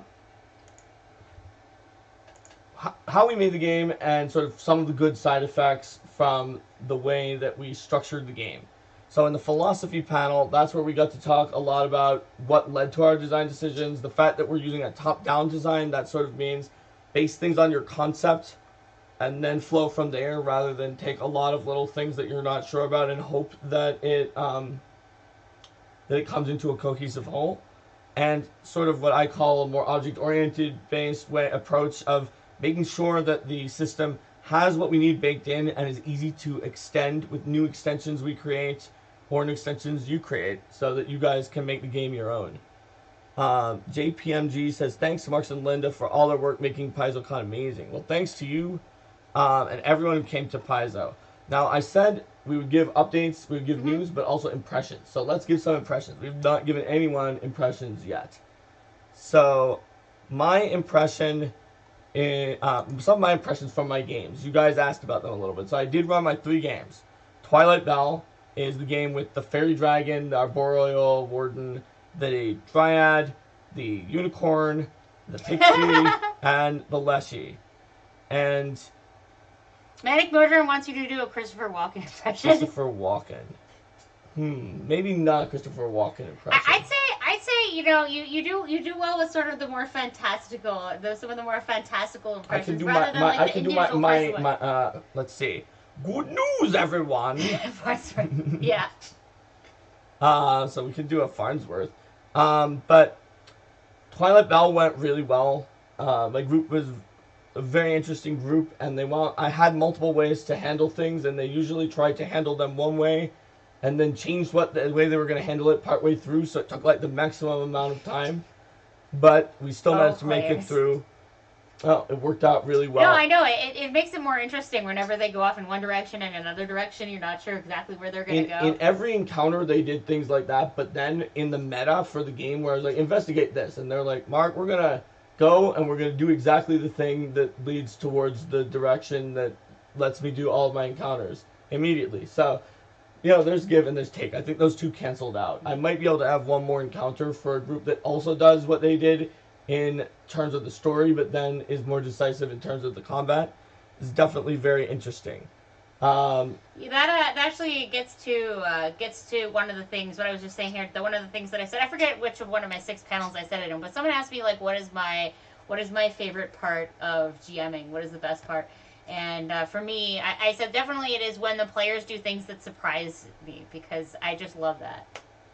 When when the players, for example, hypothetically may decide to scry buff teleport the person they're rescuing, and the scenario is not set up that way, and they do the entire adventure in reverse, or they decide to interplanetary teleport into outer space and attack a meteor shower. That kind of stuff is just Linda, like... you made a meteor shower that caused all the animals in the kingdom to kill everyone, and we couldn't defend people that weren't near us. There were other strategies for defeating it that weren't but there was no way that we could save people before they were killed by the animals, other than teleporting to outer space, leaping from meteor to meteor, and killing the demons that were in the Lamash 2 meteor shower. And just the look on the physics and the physics PhD's faces when we were doing it. They were like, meteors don't fall that quick. Meteors fall far quickly than that. You couldn't do that for a meteor. And I'm like, well, among the meteor, there are slower moving giant space rocks, and those are where you land. And the physics people are like, okay, fine, that's acceptable. Yeah, absolutely. Not with that attitude, says Medic Modron. Exactly. Yes. I love it. Yes, and speaking of manic Modrons, Modrons remind me of my other game, Unreality Incursion, I ran on Sunday, where an Aeon, our lawful neutral outsiders now, a demon, a devil, an angel, an archon, a Zada, all had to work together to try to save reality from the Unreality Incursion. That one was one I went into with not complete faith. I was very, very excited about it. But I had a little bit of trepidation by the fact that there was a demon and a devil. And when you have a demon and a devil, that can cause some possibilities for problems. Especially since this was the level 7-8 range. And if you know what demon is in that range, that can cause some major possibilities for problems. You had like an extra page on that character sheet just to make sure that it was like, no, don't play it like that. Those players were fantastic. And they did it. It was exactly... They did things very differently, but the good parts were exactly the kind of good things that inspired me to want to run this game in my head, and none of the bad things that I was worried about. And we were able to talk about the Pathfinder baseline, which was what Logan listed in the Future of Pathfinder as one of his favorite new changes that nobody knew about. We each gave a change that nobody knew about. So I mentioned that the Hell Knight Armiger is in World Guide 1. So I knew that nobody knew about because people on some of our own staff on the forums have led you to believe you could not play Hell Knight for Hell Knight Hill, and that was not true. Jason, I don't remember what he said. Logan said the Pathfinder baseline, and then Steven said that the Aeons are lawful neutral, which I think was already announced in Concordance of Rivals. So Pathfinder baseline is basically just sort of like a baseline of what in a Pathfinder game. If you want to change from it, that's fine for your group, but what most groups might consider to be a normal amount of topics that you would show or not show on screen, such as torture or abuse or things like that. And so we discussed the Pathfinder baseline at the beginning. Those being examples of things that you would not have in the Pathfinder baseline. Just to be clear. Yes. And that way, we were able to just sort of, if there was stuff with evil outsiders, because they did go to the abyss at one point during the adventure, we're like, yeah, over there you see some people violating the Pathfinder baseline, and then we just moved on. And it worked out really well. And it just showed, like, they were just picking up, in some cases they hadn't not played, like, the playtest, or only played a little bit of the playtest, this 7th or 8th level creature, and just playing them, and it worked well for the encounters, it worked well from the role play, and I was pretty happy about that. And my third one, Fighter Squad, ! Versus the Throne of Chaos, was by far the craziest one. It's an adventure. It's themed off of the idea of a 90s side-scroller arcade game that's based on a cheesy 80s cartoon. There's not actually a side-scroller or cartoon. It's all about Fighter Squad. In the distant future, chaos has taken over the world. Only Fighter Squad can stop it. And it just had a bunch of palette swap fighters. What were the names of the characters in this game? Well, I just had Human Fighter, but some of them, I have it in my backpack now, some of them gave names like Fighty, McFighterson, but also some other ones that were like... I thought on the way in you were telling me their names were all Human Fighter. Yes, but people decided they wanted to give them names. Fair enough. And they all gained random power-ups that made them different. And we leveled up from 1 to 14, did 11 combat encounters, including one against a level 17 Lord of Chaos. And we did that in 4 hours. The level ups were random, so they were faster, because I just gave you a card with your level up on it. And you better hope that those synergize, because otherwise, whoops. Oh well. There we go. We got Fighter Red, Fighter Sepia. Yes, Manic Modron, There was the red fighter, the blue fighter, the gray fighter, and the black fighter. 2 people didn't show up, so we didn't have the yellow fighter or the green fighter. Mm-hmm. And their difference, they had different colored chaos blades, which are weapons that grow with your character as you gain the little cards with the level ups, and they give different abilities depending on which color of fighter you were. For instance, the red fighter could do fire damage. Oh man, but they were otherwise the exact same fighter. Can red, glurm, blue, pink, and black fighter form a giant robot? No, they cannot form Mega Fighter. But I think the climax of the whole thing was when Gray Fighter ran through a prismatic sphere and then on the next round made 6 attacks against the Chaos Lord, which all hit. And Black Fighter ran through the prismatic sphere and got sent to Axis, detoxing his many chaos points he had gained throughout the adventure. Then Red Fighter kill stole by sending a ghost out of his body into the Lord of Chaos for a small amount of damage that killed him. All of which were with martial class abilities. Arcane says, I ran a uni society down in Australia for several years. I've been introduced to a lot of people to PF1. One I've never tried is introduced beyond about level 5 or so with playing with monsters. Sounds like you did both for your second game. Did PF2's ease of introduction make that fairly easy? Yes. I don't think I could really do that with Pathfinder First Edition very easily, but with Second Edition, not only was it better than I thought, but also I didn't have to write pre-generated character stats, just their backstories, because I took the monsters. I adjusted them somewhat, but it helped out. What happened with your author game of Reaping What We Sow? Oh, yeah, so... You actually never told me everything about it. Oh, yeah, well, I had so many other things going on because then I was also doing Dennis the says Fighter Squad. Yes. Fighter Squad. So I ran a second edition conversion of Reaping What We Sow. I spent, I would say, about an hour converting the entire scenario from first edition to second edition. I just came up with some converted stat blocks, and then I plunked in the charts for how DCs are supposed to be, and then I was saying, okay, yeah, well, I know that a DC... You know, I know what the DC ranges usually are for first edition scenarios, and so I know, like, okay, this is going to be a high one, this is going to be a low one. Oh, looks like Arcane loves your adventure, Linda. Oh, yay! I'm glad you like it. Yeah, I wrote that one. And one thing I did do is I made it a bit more challenging in the end, because that was one of the pieces of feedback we got about that one, is that it had been very dangerous in the beginning, and we went a little too far in scaling it back. But yeah, so it went really well. I had a 7-year-old in the game, so we were and you know, she was able to pick things up. We played. It was a fun game. I mean, I don't want to get too much into general spoilers, but people drew some rather nice pumpkins, and they figured out everything in the end. They had a really great success. They had folks suspicious of them for a while, but I mean, basically, I introduced the game pretty fast, and then I had pre-generated character sheets that I handed out to the folks with the ability descriptions, and they just kind of ran with it, and we didn't have any problems. It was really smooth. That is super cool. Let's see what we have here. In all seriousness, a version of D20 where the Three Musketeers Fighter Squad is viable. Thank you. You're welcome, Manic Modron. Fighter Squad managed to defeat the forces of chaos. They didn't even have any magic items other than their weapon, and their weapon did not give them any utility abilities. So that was fun. I love the idea you can do whatever and go with 4 clerics or 4 rogues. You totally can. Mm-hmm. Arcane says the pumpkin drawing is always such a good way to get new players into their character. Oh yeah, that was fun. I mean, I like to run games for kids at PaizoCon, so for that reason, I own 2 64 packs of crayons that I always like bring to the kids' games. And since this was an all ages games, and I had a kid there, it was like, okay guys, here's the crayons, 1 box for her, 1 box for all the adults, you know, and then we just passed them around and drew them out, and then, you know, that when they got to see their pumpkins again, it was rather entertaining. I'll just leave it at that. Awesome. All right. So we talked a little bit about our games.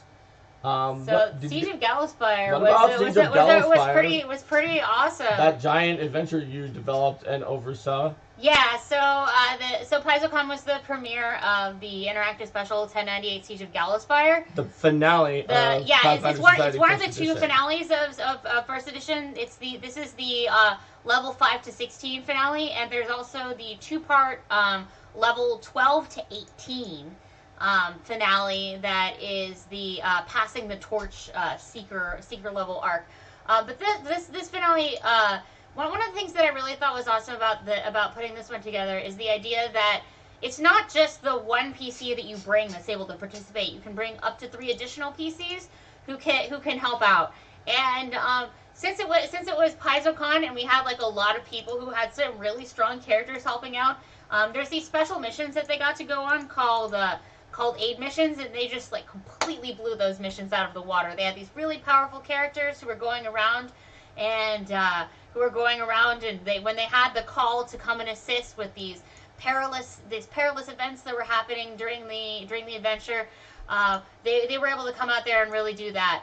They also that one also had a bit of a different mechanic with the aid tokens, so that each aid token, you basically have a little scrap of paper that represents something that one of your other characters specifically is doing to help another table. So that was fun. And also, while they really blew things out of the water in terms of the aid missions, when it came down to completing the main missions and getting things in there, they squeaked by just in time to get almost the maximum rewards for the scenario. So that was pretty intense watching that there. I mean, there's certainly there's certainly some a lot of dramatic events that happen during that adventure. But again, in the interest of avoiding spoilers, I'll just say that we've gotten a fair amount of positive feedback about the epic scope of it, and there's 2 difficulty modes in there. There's the soldier difficulty, which is more of a standard difficulty, just kind of a little bit harder than a typical interactive special,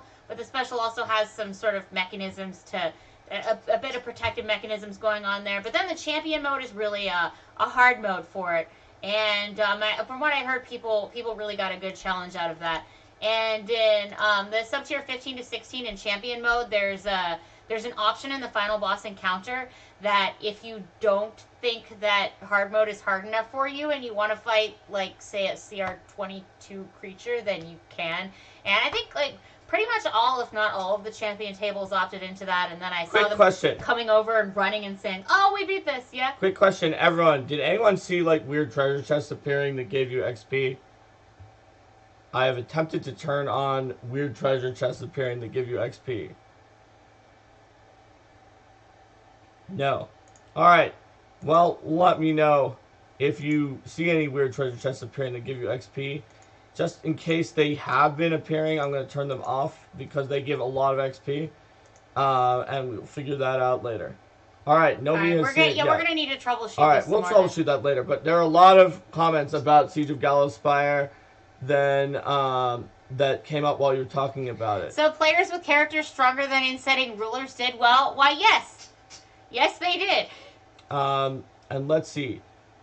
Arcane said my VC got the Australian invasion. Yes. Oh yeah. I'm glad that was able. That final fight was able to challenge even their powerful seekers. Did they opt for the bring on harder than hard mode because hard mode wasn't enough for me?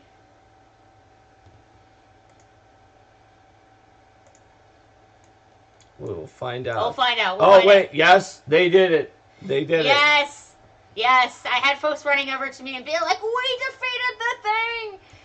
Yeah, so it was a lot of fun to work on that scenario and to see it all coming together and to be able to sort of lead that whole thing. I mean, there's if you ran it there, if you were one of the GMs, I had it was good to have a Slack channel set up in advance to gather feedback for GMs and to answer questions. And if you're running it a little bit later than PaizoCon, we're going to be doing some updates and tweaks to the scenario just to fix the things that those GMs caught already, so that you'll have less material to read through and you can benefit from the experience of those who have gone before.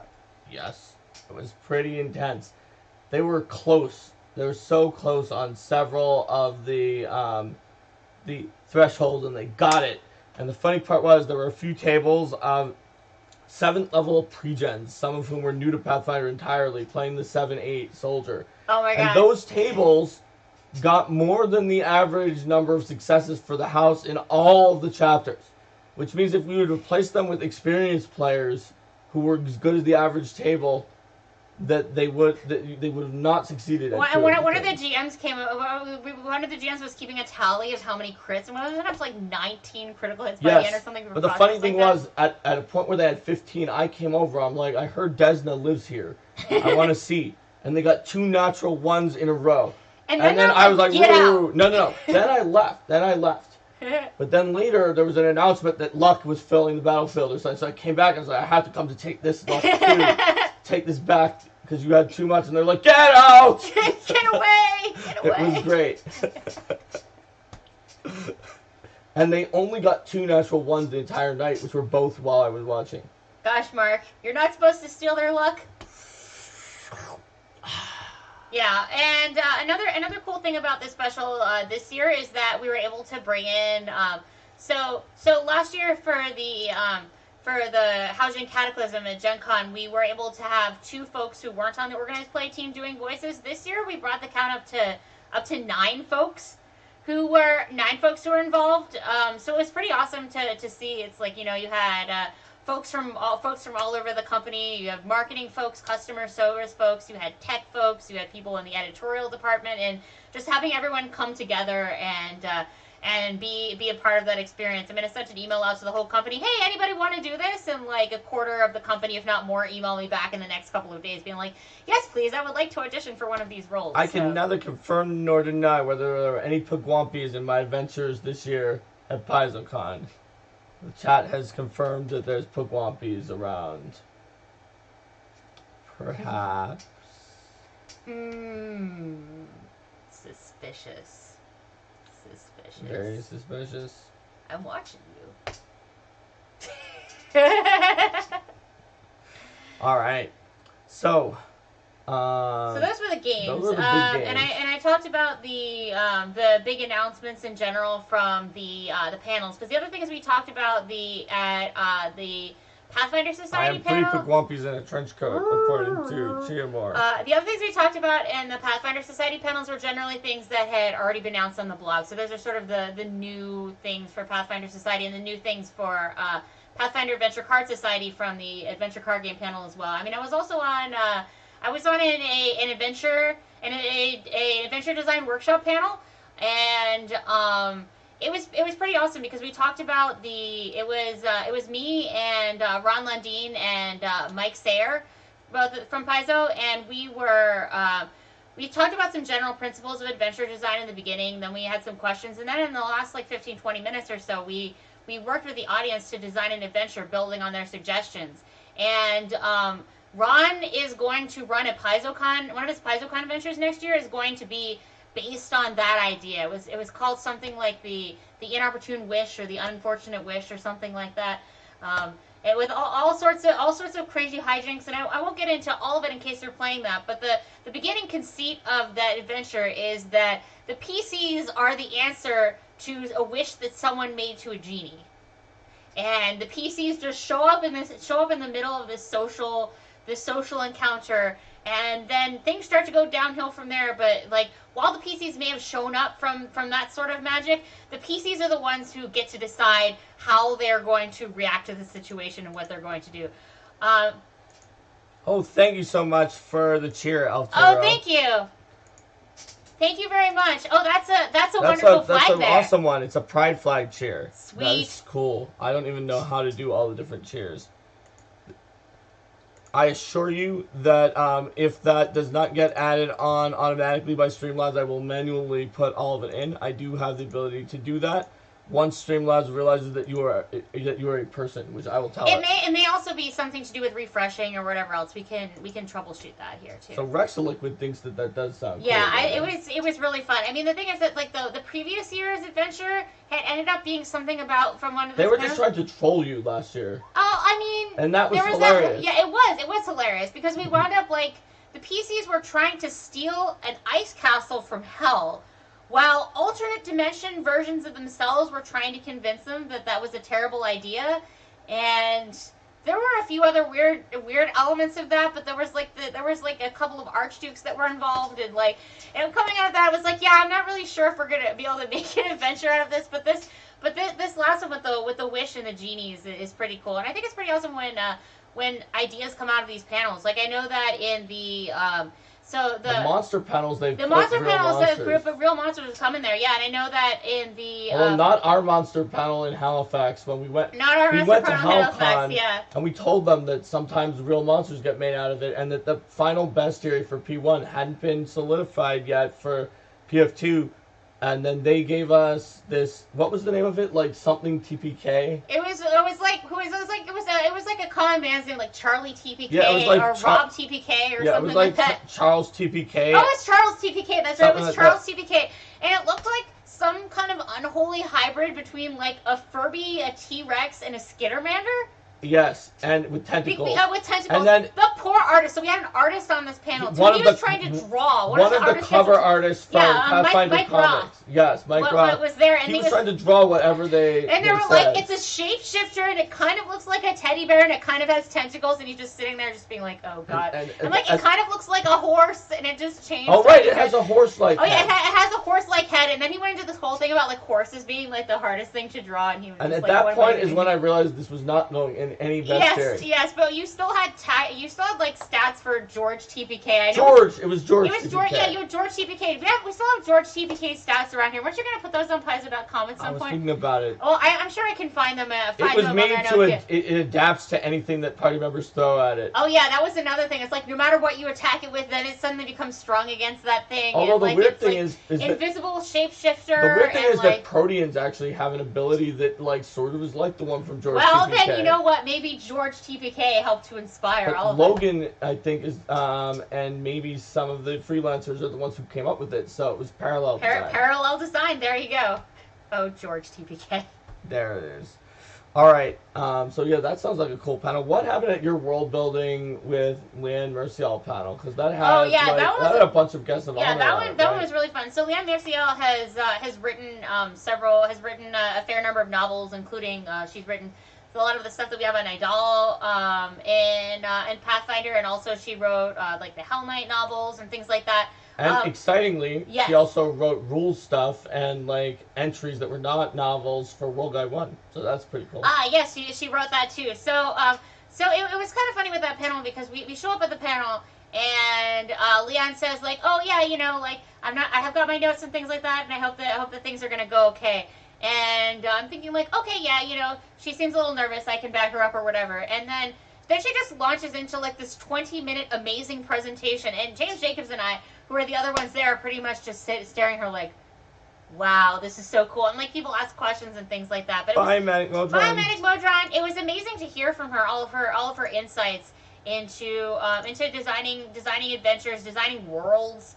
The ways that geography and cultural and political factors come into things, and I think that really in this case I can't really do it justice in a short summary, but I highly recommend you finding those. I think is No Direction going to be they putting those out because they recorded all of them. They recorded them, but this is people's chance to get a summary. Yes. And they but yeah, like I said, it's about the geography of it, and I know that, and James was talking about some of the factors Desna's avatar saw it on Twitch.